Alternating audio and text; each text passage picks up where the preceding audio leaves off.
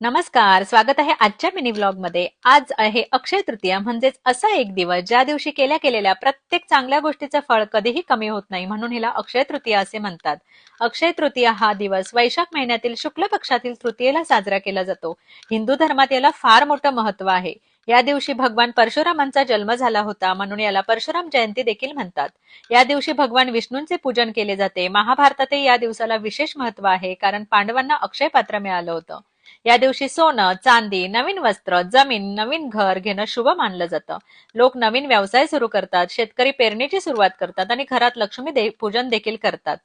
तर आता मी बनवते खास आजच्या अक्षय तृतीयेसाठी स्पेशल अशी थाळी। तर मी बनवणार आहे आज आमरस, पुरी, छोले। तर आंबे जे आहेत हे काही आम्हाला इंडियन मँगो मिळाले नाही, तर हे आहेत मेक्सिकन मँगो। तर आज मी मेक्सिकन मँगोचा आमरस बनवणार आहे। छोले माझे बनवून झालेले आहेत। आता बनवते पुलाव आणि लगेच घेतला आमरस बनवायला। छानपैकी आमरस बनवला, पुऱ्या बनवल्या आणि ही बघू शकताय तुम्ही नैवेद्याची थाळी जी आहे ती माझी रेडी झालेली आहे।